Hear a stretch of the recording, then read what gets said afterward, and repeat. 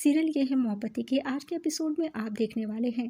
पीहू शगुन से कहती है कि उसे एक बार इशी माँ के साथ रहने का मौका दे। शगुन गुस्से से इशिता को देखती है, वहाँ से चली जाती है।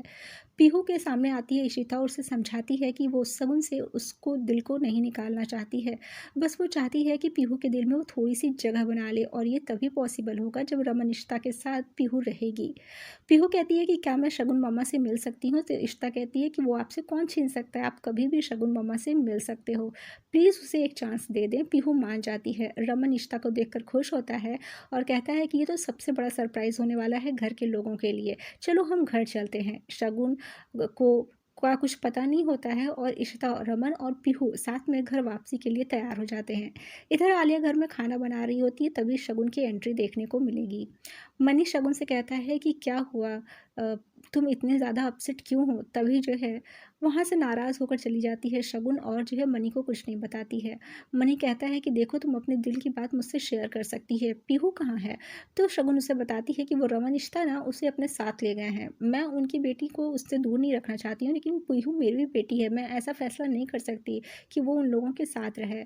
मनी शगुन को समझाता है और कहता है कि मैं जानता हूँ कि तुम्हारे लिए पीहू को उन्हें देना कितना मुश्किल है, लेकिन तुम बात को समझो, रमन और रिश्ता ही उसके अपने माँ बाप हैं, पीहू को उनके साथ रहने देना चाहिए। जिसके बाद जो है बहुत पॉजिटिव फीलिंग के लिए जो है एक गुलाब का फूल लेकर आता है मनी शगुन को मनाने के लिए। शगुन कहती है कि तुम्हें मुझे पैम्पर करने की कोई ज़रूरत नहीं है, लेकिन मनी कहता है कि बिल्कुल ज़रूरत है, मैं जानता हूँ कि तुम्हारी कैसी हालत है।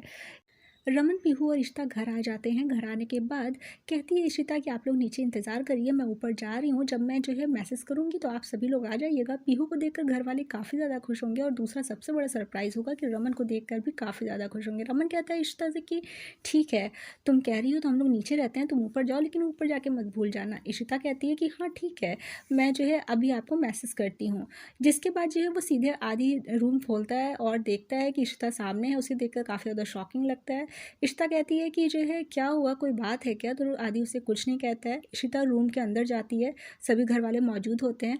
इशिता कहती है कि आप लोगों के लिए कुछ सरप्राइज़ है। जो रमन की मॉम होती हैं वो उसे काफ़ी जो है घूर के देख रही होती हैं, लेकिन इशिता को कुछ समझ में नहीं आता है। यहाँ पर जो है जैसे ही नीचे वेट करते करते रमन और पीहू थक जाते हैं, तो वो जो है पीहू भागती हुई चली जाती है रमन से कह के कि मैं जा रही हूँ, मुझे जो है सबसे मिलना है। वहाँ जाने के बाद जो है वो जैसे ही इशिता कुछ बताने वाली होती है, पीहू को सभी लोग देखकर खुश हो जाते हैं, और जो सतोषी जी होती हैं वो जो है उसे गले से लगा लेती हैं। सभी लोग पीहू को ढेर सारा प्यार करते हैं, पूरा घर काफ़ी ज़्यादा खुश होता है। और जैसे ही इशिता कहती है कि ये आपका पहला सरप्राइज़ था और अब आपका दूसरा सरप्राइज़ इंतज़ार कर रहा है, तो यहाँ पे रमन की मॉम जो होती हैं वो आगे आती हैं और इशिता को ज़ोरदार थप्पड़ मार देती हैं। इशिता को कुछ समझ में नहीं आता है, वो पूछती है कि क्या हुआ, आपने मुझे थप्पड़ क्यों मारा।